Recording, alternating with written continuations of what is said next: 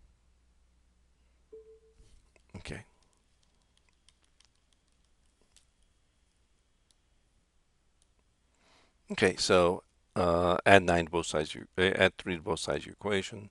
So x is equal to plus or minus 3 by the square root property. Let's do problem number 43.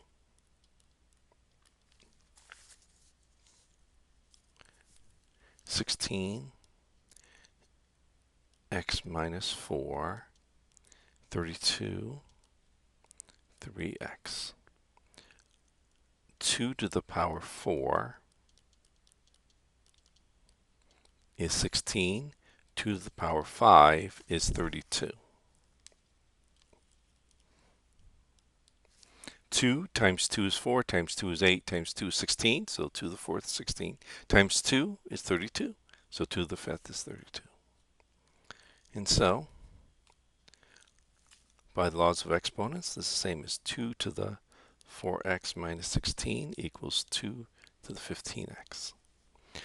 Since the exponential function is injective, and these two expressions are equal with the same base, then the exponents must be equal.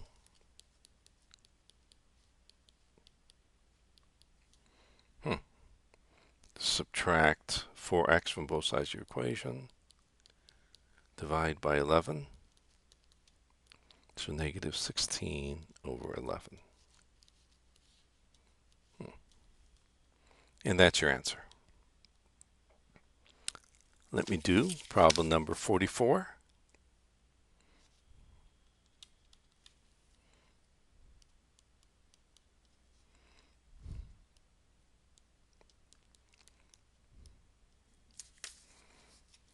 Change the exponential expression to equivalent expression involving a logarithm. So let's write this in logarithmic form. And so this is the same as the log base 5 of the result 125 is the exponent 3. Logarithms are exponents. And that is your answer. Let me do problem number 45.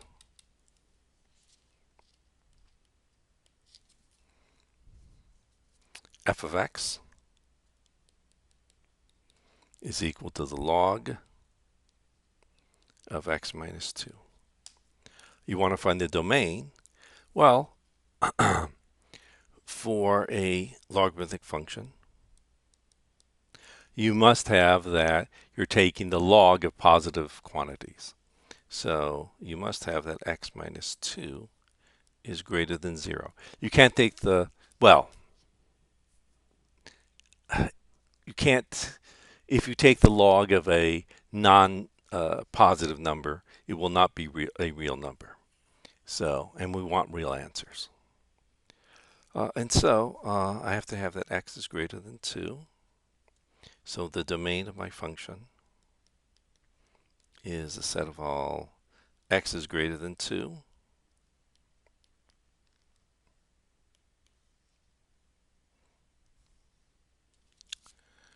(46)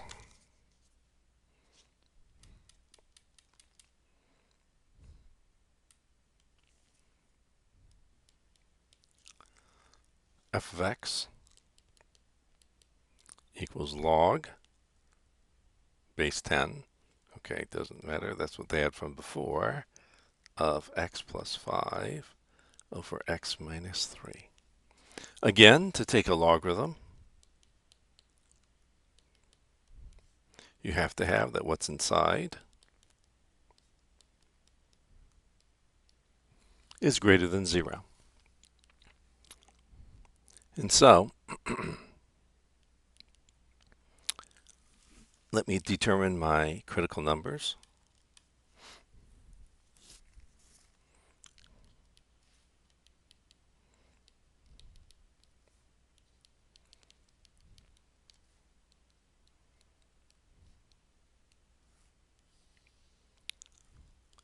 Set each factor to 0. Oops. Solve for x. Place these on your number line.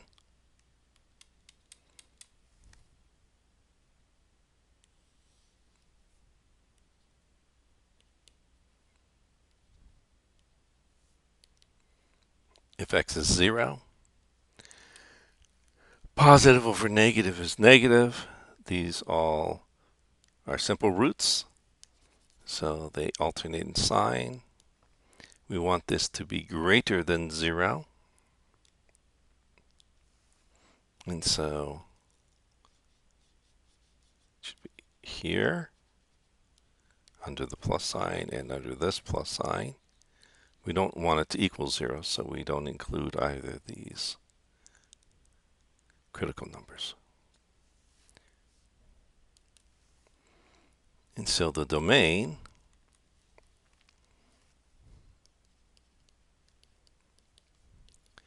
is negative infinity to negative 5, 3 to infinity.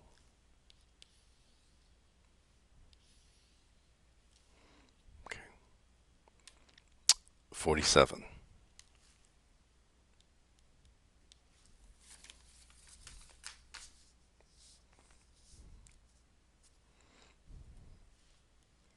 F of x equals 2 minus ln x plus 4.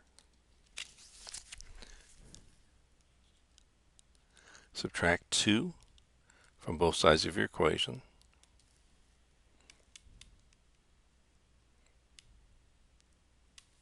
So y minus 2 equals negative ln x plus 4. So this is a translation of y equaling negative ln x. And you're going to go 4 in the negative x direction. So left 4. And you're going to be going up 2.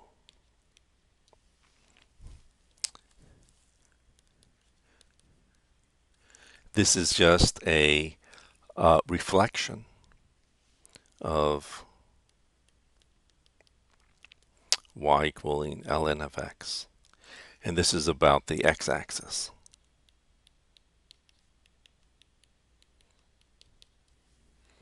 So I can graph this.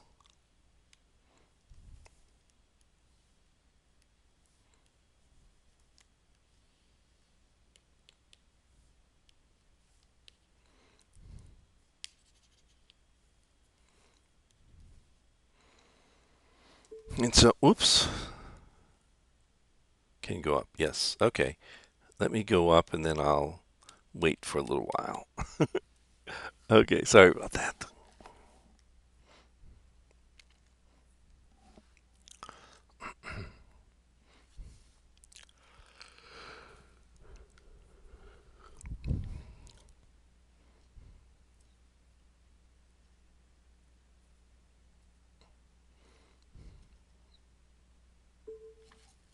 Okay.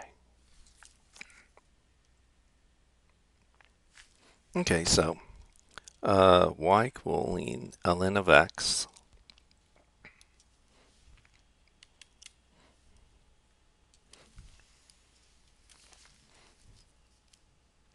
looks something like this.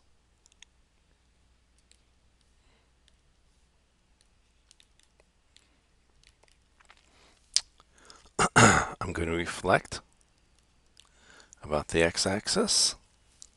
And so I'm going to get something looking like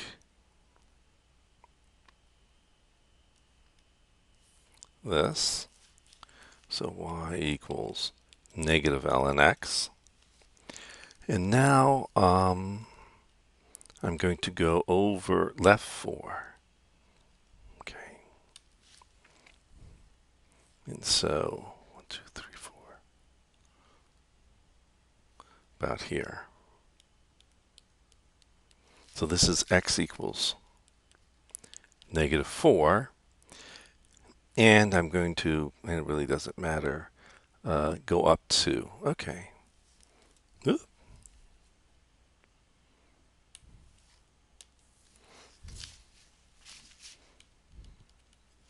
So the graph should look something like.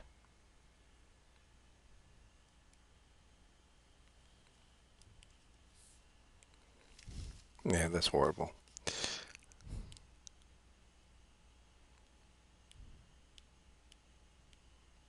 Okay, Let's see if I can get a little bit better. It's not really great. Why? So this is the graph of what was it? It's not the best graph ever, but it's not too horribly bad. Y equaling 2 minus ln x plus 4. Okay.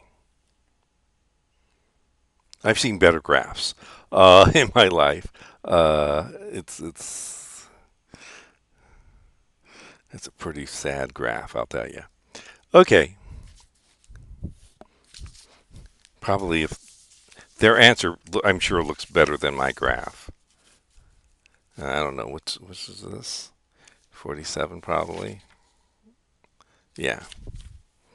Yeah, theirs looks much better than mine. Um, yeah, so theirs looks much. This is again. It doesn't. It's not. It's not growing at the correct rate. Is my problem. Especially both the blue and the black are really bad. They're supposed to be growing much steeper. But and so if you look at the answer in the back, it looks much better than mine. Of course, they've got a huge. I only graph part of it, but still, mine's not very good at all. Okay.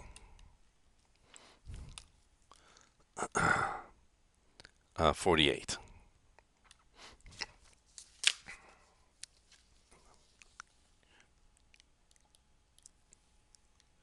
Ooh. Okay. Hmm. Well, why don't we have a break for a few minutes? Because my battery's gonna die. Okay. So I'm gonna have a break for a few minutes, and then we'll come back and do this. Okay. So I'm gonna end this, and then we'll restart. I don't know what time is it. Let's restart at 3 o'clock. How's that? Yeah. So let me get out of this. So I'm going to I'm going to remove you, and then at 3 o'clock we'll start over again. Okay, bye-bye. Yes. Okay, exit. Yes.